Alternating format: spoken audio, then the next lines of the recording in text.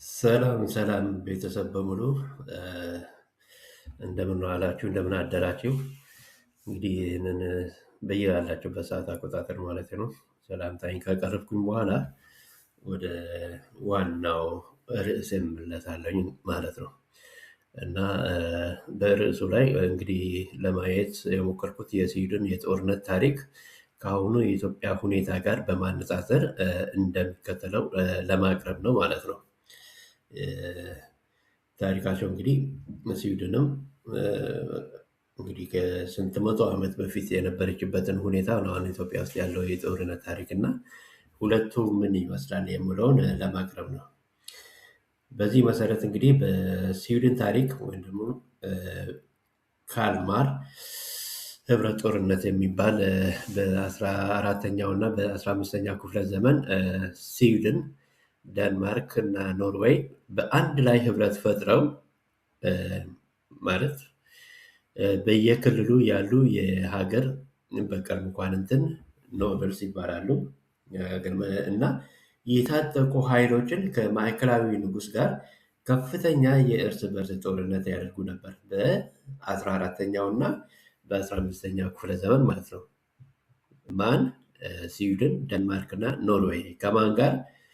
እ፣ በክልሉ ያለው የሀገር በቀል መኳንንት ወይም ደግሞ ምንድነው ይሄ ውስጣዊ ጦርነት ማለት ነው። ልክ አሁን ፋኖ ሸኔ ምናምን እንደሚባለው እና እነኚህ ሶስቱ ሀገራት ከእነኚህ ጋር ይዋጉ ነበር። እንደ ምሳሌ ለምሳሌ እንደ አውሮፓውያን አቆጣጠር በ1950 ዓመተ ምህረት የደንማርኩ ንጉሥ በስቶክሆልም ከተማ የነበሩ የፓርላማ አባላትንና መኳንንትን በጅምላ ጨፍጭፈው ነበር ማለት ነው። እ፣ እና እ፣ የስቶክሆልም የደም መታጠቢያ ወይም ደግሞ የስቶክሆልም ብሉድ ባዝ ይባላል ያ ጊዜ እና ይህ እንግዲህ ሊሆን የቻለው ምንድን ነው? ቅድም እንደገለጽኩት በ14ኛው እና 15ኛ ክፍለ ዘመን ስዊድን፣ ዳንማርክ እና ኖርዌይ አንድ ላይ ነበሩ እና ይህ ውስጥ እንትን ሽኩቻ ነበር እና የዳንማርኩ ንጉሥ የስቶክሆልሙን የፓርላማ አባላትን ጨፍጭፎ ነበር ማለት ነው በዛን ጊዜ እና ይሄንን ከኢትዮጵያ ሁኔታ ጋር እንዴት ነው የምናያይዘው የምናነጻጽረው? እንግዲህ 14ኛ እና 15ኛው መቶ ክፍለ ዘመን ማለት የዛሬ ስንት ነው? 500 ዓመት አካባቢ መሰለኝ። ካልኩሌት አድርጉ እንግዲህ ወደዛ አካባቢ ነው 1500 600 ዓመት እና ያኔ ስዊድን የነበረችበት ሁኔታ ነው አሁን ኢትዮጵያ ውስጥ እየተደረገ ያለው ሁኔታ። በኋላ ይመለስበታል። የስዊድን ጦርነትን አይታ የማታውቀው ለ200 ዓመታት ጦርነትን አይታ አታውቅም። ከዛ በፊት ግን አሁን ኢትዮጵያ የነበረችበትን የጦርነት ሁኔታ ነበር እና በአሁኑ ሰዓት የኢትዮጵያ ሁኔታ ጋር ስናነጻጽር እንዴት ነው? በኢትዮጵያ በማዕከላዊ መንግስትና በተለያዩ የታጠቁ ኃይሎች ለምሳሌ በአማራ ፋኖ ያው መለስተኛ ጦርነት ነው። በኦሮሚያ የኦነግ ሸኔ ግጭት እና በትግራይ ከነበረው የቲፒኤልኤፍ ጦርነት ጋር ካለው የስልጣን የቁጥጥር ፉክክር ጋር በእጅጉ የሚመሳሰል ነው ማለት ነው። የዛሬ 500 እና 600 ዓመት አካባቢ በስዊድን የነበረው ጦርነት ማለት ነው እና ልክ እንደ ፋኖ እንደ ሸኔ ምናምን አሁን ኢትዮጵያ ውስጥ እንዳለው ሁሉ ይህ በስዊድን ሀገር በዛሬ 500 600 ዓመት የነበረው ጦርነት አይነት ጋር ይመሳሰላል እና በ14ኛው እና በ15ኛው ክፍለ ዘመን ወይም ደግሞ የዛሬ 500 600 ዓመት አካባቢ ስዊድን፣ ደንማርክ እና ኖርዌይ አንድ ላይ ሆነው የውስጥ የነበሩትን ሽኩቻ ለምሳሌ የደንማርኩ ንጉሥ የስቶክሆልምን ፓርላማ አባላትን የመጨፍጨፍ ሁኔታ እንደዚያ በታሪክ የተቀመጠ ነገር እና በአሁኑ ሰዓትም የዛ አይነት ሁኔታ ነው ኢትዮጵያ ውስጥ ያለው። ሌላው ከጎረቤት ሀገራት ጋር የሚደረግ የድንበር ውዝግብ ጦርነትም ነበረባት ስዊድን። የቆየ ነው እንግዲህ ይህን እንደዚህ አይነት ጦርነት ስዊድን ለ200 ዓመት አካባቢ አታውቅም። በቃ ከዛ በፊት ያለው ነው በቃ ከአሁኑ የኢትዮጵያ ሁኔታ ጋር የሚመሳሰላት ኢትዮጵያ ስዊድን እና ከድንበር ጋር የተያዘ ከጎረቤታ ጋር ከድንበር ጋር በተያያዘ ሁኔታ ስዊድንም ከጎረቤት ሀገር ለምሳሌ ከደንማርክ፣ ከኖርዌይ፣ ከሩሲያ ጋር ለብዙ መቶ ዘመናት የመሬት እና የባህር ላይ የንግድ መስመር ወደብ የበላይነት ለመያዝ ከ30 በላይ ጦርነቶችን አድርጋለች ስዊድን። ከነማን ጋር? ከኖርዌይ፣ ሩሲያ እና ደንማርክ ጋር ማለት ነው። ከ30 ጊዜ በላይ በተለያዩ ጊዜያት ጦርነት አድርጋለች። ይህንም የባህር የበላይነትን የንግድ መርከብን ለመያዝ በላይ ያደረገችው ጦርነት ነው ማለት ነው። በተለይ ከደንማርክ ጋር የነበራት የረጅም ዘመን የጦርነት አገሪቱን በእጅጉ ነው ያዳከማት እና ደንማርክ እንግዲህ በስዊድን ምዕራባዊ ሀገር ናት፣ ጎረቤት ሀገር ናት። ኖርዌይም ሰሜን ምዕራብ ስዊድን ላይ የምትገኝ ያው ጎረቤት ሀገር ናት። የዛሬ ኖርዌይ እና ስዊድን አንድ ሀገር ነበሩ። የዛሬ 200 ዓመት አካባቢ ነው እንግዲህ የተለያዩት። አሁንም ቢሆን የስዊድን እና የኖርዌይ ቋንቋ ኦልሞስት የዲያሌክት ልዩነት ነው። ልክ እንደ የሀረር ኦሮሞ እና የወለጋ ኦሮሞ ዲያሌክታቸው የተለያየ ነው። እንደዛ ነው እንጂ መግባባት ይቻላል። እና የራሴ በደንብ ነው የሚግባባ ወይም ደግሞ የምሰማ ማለት ነው የኖርዌይን ቋንቋ። እና ለ30 ዓመት ያክል በተለያየ ጊዜ ጦርነት አድርጋለች። መቼ? ይሄ በጣም የቆየ ነው። የዛሬ ከ200 ዓመት በፊት የነበሩትን ጦርነቶች ናቸው እንግዲህ ከአሁኑ ከኢትዮጵያ ሁኔታ ጋር የሚመሳሰል የሚያደርጋቸው እና ከአሁኑ የኢትዮጵያ ሁኔታ ጋር ሲነጻጸር ለምሳሌ አሁን ኢትዮጵያ ከጎረቤት ጋር ካላት ውጥረት ለምሳሌ ከሱዳን ጋር ያለው የፋሽቃ የድንበር ውጥረት፣ ከግብፅ ጋር ያለው የህዳሴ ግድብ አለመግባባት እና በቅርቡ ደግሞ ኢትዮጵያ የቀይ ባህር የወደብ ባለቤትነት ጥያቄ ማንሳቷ ከኤርትራ ጋር እንዲሁም ከሶማሊያ ጋር የፈጠረውን ከፍተኛ ክልላዊ የጦርነት ስጋቶች ከስዊድን የዛሬ 300-400 ዓመት በፊት ወይ 500 ዓመት የነበረው ጦርነት ጋር የሚያመሳስላት ነው ማለት ነው። እንግዲህ ስዊድን የዛሬ 400-500 የነበረችበትን ጦርነት ሁኔታ ከአሁኑ የኢትዮጵያ ሁኔታ ጋር ይመሳሰላል ለማለት ነው። እና ከዚህ ብዙ መማር ያለብን ነገር አለ፣ ግን እመጣበታለሁ ያንን እና ይህ ብቻ አይደለም ከኢትዮጵያ ጋር የሚያመሳስላት ስዊድን የህዝብ እልቂትን በተመለከተ ለምሳሌ ረሃብና ስደትን ባለፈው ቪዲዮ ላይ አቅርብ ያለው እዚህ ላይ በአጭሩ ለማቅረብ ከተፈለገ በስዊድን ታሪክ በ17ኛው እና በ18ኛው ክፍለ ዘመን የዛሬ 200 ዓመት አካባቢ ከዛ በፊት ክፍለ ዘመን ስዊድን በነበሩባት ተከታታይ ጦርነቶች በተለይም በ30 ዓመቱ ጦርነት ምክንያት በዓለም ላይ ካሉ ግዙፍ ወታደራዊ ኃይሎች አንዷ ነበረች ስዊድን። ግዙፍ እንትን ነበራት እና ይህ ወታደራዊ ዝና የመጣው በህዝቡ መከራ ላይ ነበር። በተለይም በመቶ ሺዎች የሚቆጠሩ ወጣቶች በጦርነት አልቀዋል። በየመንደሩ ረሃብና ወረርሽኝ ተከስተዋል። ህዝቡን በከፍተኛ ሁኔታ ተሰዶ ነበር በዛ ጊዜ ማለት ነው። በ17ኛው እና 18ኛው ክፍለ ዘመን 17ኛ ክፍለ ዘመን ማለት እንግዲህ ከ200 እስከ 300 ዓመት በፊት የነበሩትን ሁኔታዎች እና አሁን ከኢትዮጵያ ጋር ያለው ሁኔታ ጋር የሚያመሳስላት ማለት ነው። በአሁኑ ሁኔታ ያ ነገር የለም ስዊድን ነገር እና ከአሁኑ የኢትዮጵያ ጋር ሲነጻጸር እንግዲህ ልክ እንደ ስዊድን ታሪክ በኢትዮጵያ በተለይም በትግራይ በአማራና አፋር ክልሎች የተካሄደው ጦርነት በመቶ ሺዎች የሚቆጠሩ ሰብአዊ ህይወቶች ቀጥፏል።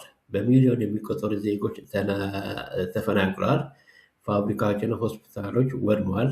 አሁንም ድረስ የረሃብ የኢኮኖሚ ቀውስ ስጋት ጥሎባታል ወይም አለ ማለት ነው እና ይህ ስዊድንን የዛሬ 300-400 ዓመት አካባቢ ያጎሳቆላት የጦርነት ሁኔታ እና ውድቀት፣ እልቂት፣ ረሃብ፣ ስደት ከአሁኑ ከኢትዮጵያ ጋር ይነጻጸራል። ይህን ሁሉ ስዊድን የዛሬ 200 ዓመት አካባቢ ነው የቀረፈችው። በኋላ እመለስበታለሁ እንዴት አድርጋ እንደቀረፈችው የዛሬ 200 ዓመት እና ከዛ በኋላ እንግዲህ ስዊድን ከዓለም ላይ ካሉት ቁንጮ ወይም ደግሞ ጫፍ ላይ ካሉት ሀብታም ሀገሮች አንዷ ሆናለች። በዚህ በ200 ዓመት ራሷን በገነባችው ማለት ነው። ኢትዮጵያ ግን ይህ ሁኔታ አላት፣ ጦርነቱም አለ እና ይሄ ከዚህ ከስዊድን መማር ያስፈልጋል። ጦርነት ምን ያክል ጎጂ እንደሆነ ሀገርን እንደሚጎዳ አውቆ አትሊስት በምክክር ኮሚሽንም ይሁን በመግባባት በመወያየት ችግሮችን በመፍታት ኢትዮጵያ ኢኮኖሚያን አሁን ባለው ፍጥነት ከቀጠለች የግድ እንደ ስዊድን 200 ዓመት ይፈጅባታል ማለት አይደለም። በ20 እና በ30 ዓመት ስዊድን ዩሮፕ የደረሰበትን መድረስ ትችላለች ማለት ነው። እና ስዊድን እንዴት ወደ ሰላም ተሻገረች የሚለውን ያው ጠቃቅሼ ያለኝ በዛ ስር እንግዲህ ተጨማሪ ለመናገር ከተፈለገ ስዊድን የመጨረሻውን ጦርነት ያደረገችው በ1814 ዓመተ ምህረት ነበር። 1814 የዛሬ 200 ዓመት አካባቢ ነው እና የመጨረሻው ጦርነት ማለት ነው። ከዛ በኋላ ጦርነትን አታውቅም። ይህም ያደረገችው ጦርነት ባለፉት ከ210 ዓመታት በላይ ወደ መደበኛ ጦርነት አልገባችም። ኦልሞስት 210 ዓመት ሆኗታል። እና ለዚህ ያበቃት ደግሞ ዋናው ምክንያት ምንድን ነው ብንል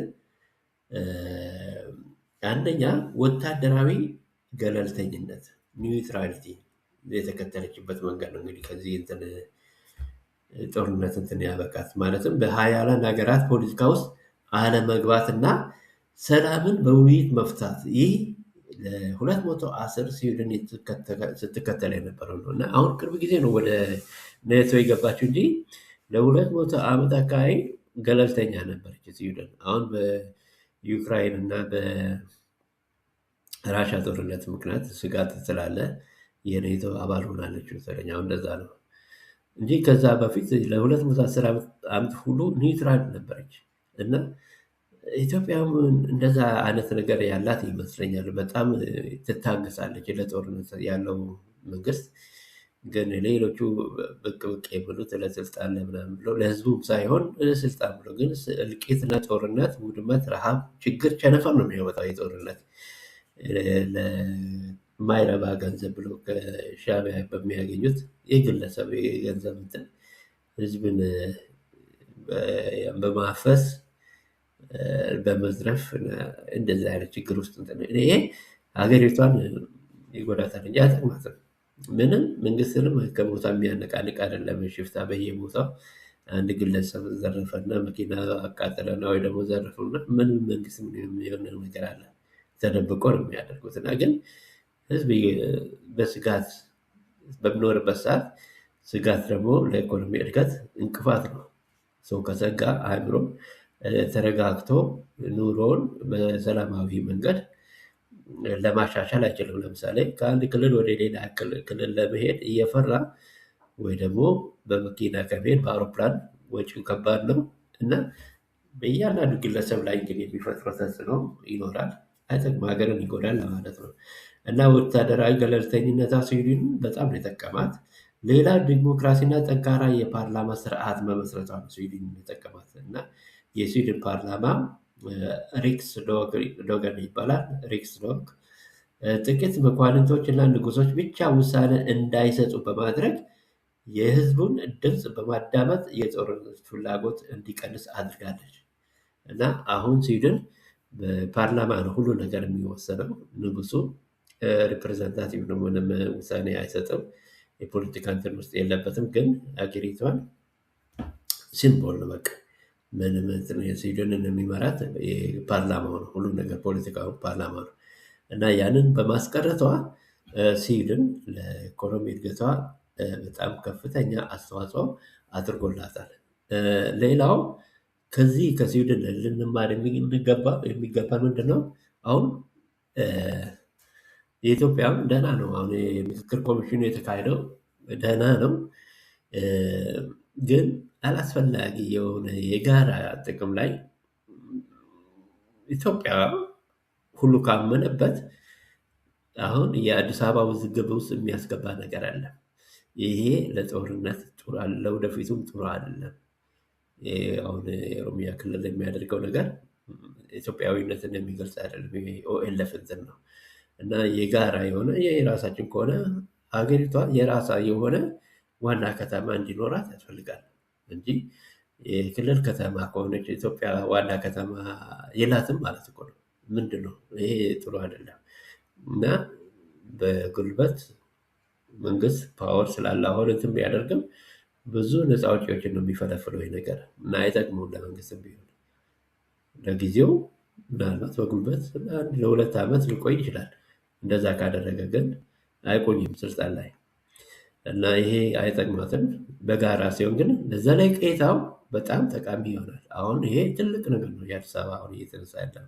ሌሎችም ሶስት ያልተግባቡበትን ነገር በጣም በኢትዮጵያዊነት መንፈስ ኢትዮጵያዊነት ውስጥ ሆኖ ካዩ እና በኢትዮጵያዊነት ከወሰኑ በጣም አሪፍ ይሆናል ብዬ ገምታለሁ እና ለወደፊቱ ትኩረቷ በኢኮኖሚ እድገት ላይ ብቻ ይሆናል ማለት ነው ኢትዮጵያ። ያ ካልሆነ ግን አሁንም ከዛ ዘግቶት ሊያወጣን የሚችል አይመስለኝም።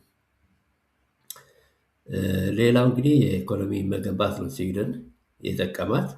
ከጦርነት ይልቅ ትኩረት ወደ ትምህርት፣ ግብርናና ኢንዱስትሪ ማዞር እና ይሄ አሁን ቅድም ያልኩትን ነው እና ይሄንን አሁን የምክክር ኮሚሽኑን የአዲስ አበባን አራቱን በኢትዮጵያዊነት መንፈስ ከወሰኑና ሁሉም ትኩረታቸውን በትምህርት፣ በግብርናና በኢንዱስትሪ ቢያደርጉ አሁን ኢትዮጵያ እንደጀመረች ቱሪዝም፣ ኢንዱስትሪ፣ ዲጂታል ኢኮኖሚ አብዮት እና ይሄ አርቲፊሻል ኢንቴሊጀንስ ሌሎችንም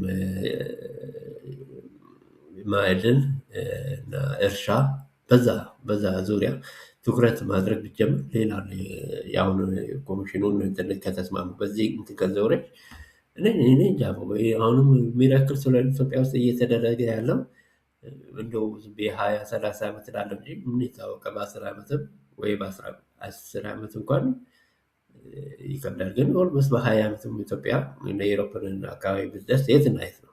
ምር እግዚአብሔር ከረዳት ደግሞ በ10 ዓመትም ሊሆን ይችላል። እግዚአብሔር የተሳነው ነገር የለም እና አሁን የጀመረችውን በጣም በከፍተኛ ሁኔታ ማፋጠን ትችላለች። የገጠር ኮሪደሮችን ጀምራለች። አሁን ለጦርነቱን የምታወጣለ ገጠር ኮሪደር ላይ ታውላለች።